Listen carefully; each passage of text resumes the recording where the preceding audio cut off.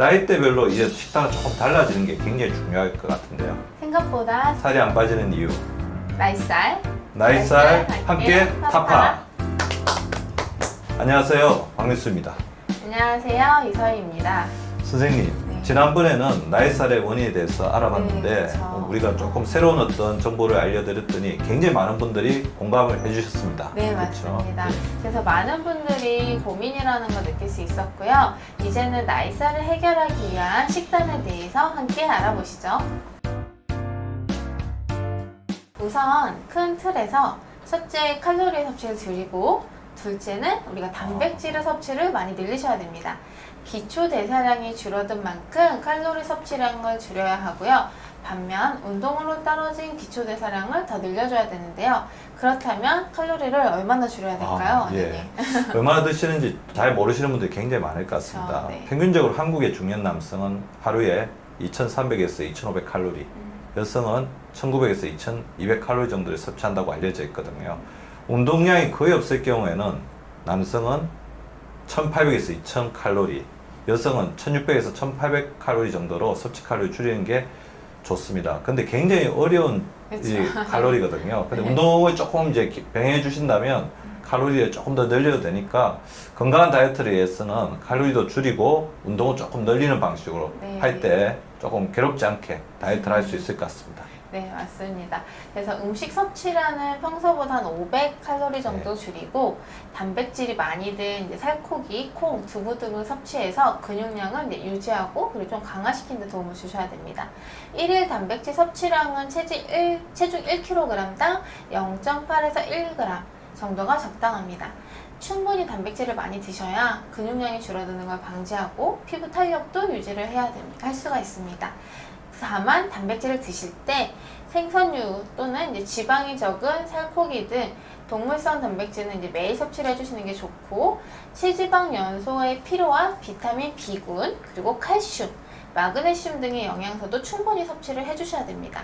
수분 섭취도 많이 해주시는 게 좋고, 더불어 과일 같은 경우에는 당분이 많기 때문에 하루에 한 접시 내지 두 접시 이내로 드시는 게 좋습니다. 예, 이서희 선생님께서 너무나 이제 중요한 원칙을 좀 정리를 해주신 것 같아요. 이제 코로나를 지나면서 이제 아무래도 사람들이 이제 면역력에 대한 관심이 굉장히 네. 올라가 있고, 다이어트를 했는데 건강을 잃어버리면 아무 소용이 없잖아요. 건강을 알려주신 원칙처럼 칼로리도 주의하지만 영양소의 배분, 그 다음에 영양을 잘 고려해서 면역력을 상실하지 않는 다이어트를 하는 것이 매우 중요할 것 같습니다. 이 선생님이 말씀해 주신 원칙들 잘 고려하시고요. 나이대별로 이 식단은 조금 달라지는 게 굉장히 중요할 것 같은데요. 이제 구체적인 식단을 한번 살펴보겠습니다. 제가 50대에는 이제 여성들 같은 경우는 에스트로겐, 남성들 같은 경우는 테스토스테론의 어떤 성호르몬이 줄어들고, 또 이런 부분들이 성장 호르몬의 감소와 함께 맞물리면서 근육이 굉장히 줄어들게 됩니다. 그래서 근육 감소 자체가 이렇게 지방의 증가와 이렇게 정반대로 이렇게 일어나게 되죠. 근육이 감소하면서 지방은 늘고, 이런 부분들을 해결해 주기 위해서는 성장 호르몬과 이렇게 여러 가지 호르몬들의 균형을 좀 잡아주기 위해서 단백질 섭취 굉장히 중요할 것 같아요. 그래서 성장 호르몬 재료가 되는 단백질을 좀 충분하게 섭취해 주는 게 중요할 것 같고요. 그러다 보면 아무래도 이 단백질에 따라오는 지방이 우리 몸에 미치는 여러 가지 염증성 어떤 변화를 조금 완화시키기 위해서 채소를 풍부하게 이렇게 먹어주면서 혈관 염증을 줄이는 항산화 그리고 단백질 이런 어떤 균형 잡힌 식단을 해주는 게 좋을 것 같습니다. 자세한 식단은 이 표들을 보시면서 조금 더 참고하시면 좋을 것 같고요. 자, 이 표를 보시면 여기 현미밥, 아욱 미더덕찌개, 순두부 계란찜, 양송이 감자볶 볶음, 저지방 우유, 방울토마토, 뱅오포 주먹밥, 닭살 브로콜리 볶음.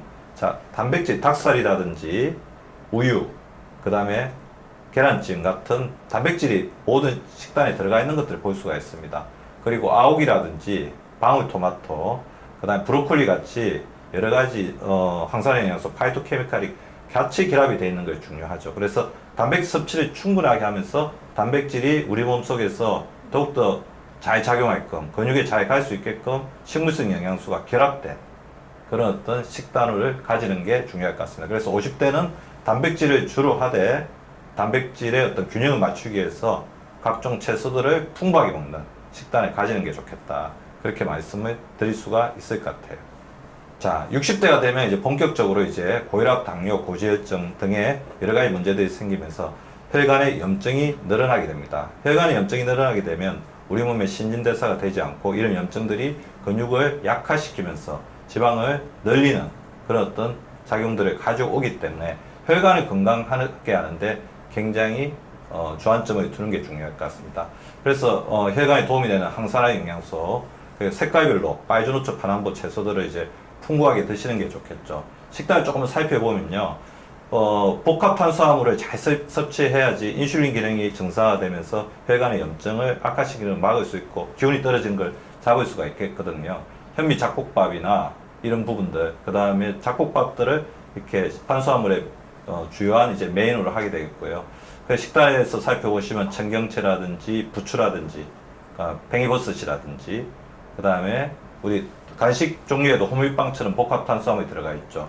그 다음에 청경채 나물, 오목가사리 야채, 검은 깨 등과 같이 이렇게 채소들을 기본적으로 하면서 부추 계란말이에 이제 계란이 들어가 있는 부분, 그 다음에 닭가슴살, 들깨 무침에 닭가슴살이 들어가 있는 부분처럼 단백질의 섭취도 부족하지 않게 하면서 근육량이 줄어드는 것을 이렇게 막아주는 게 중요할 것 같습니다. 그래서 식사를 할 때는 60대는 우리가 항상 밥, 반찬 이렇게 하면서 탄수화물이 지나치게 많아지는 것을 조금 이렇게 방지하고 채소를 먼저 먹고 그 다음에 단백질을 먹고 밥을 먹고 밥은 이제 복합 탄수화물이죠. 채소를 먹고 단백질을 먹고 밥을 먹고 젓가락 한 젓가락씩 집는다고 했을 때 채소, 단백질, 밥, 채소, 단백질, 밥 이렇게 하면서 채소를 우선으로 하되 단백질을 빠뜨리지 않는 그런 어떤 혈관 식사요법을 하는 것이 중요할 것 같습니다.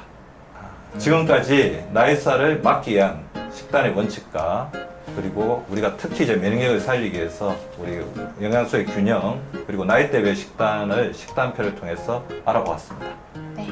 지금 식단표를 통해서 나이살을 빼기 위한 실질적인 방법을 너무 잘 안내해 주신 것 같아요.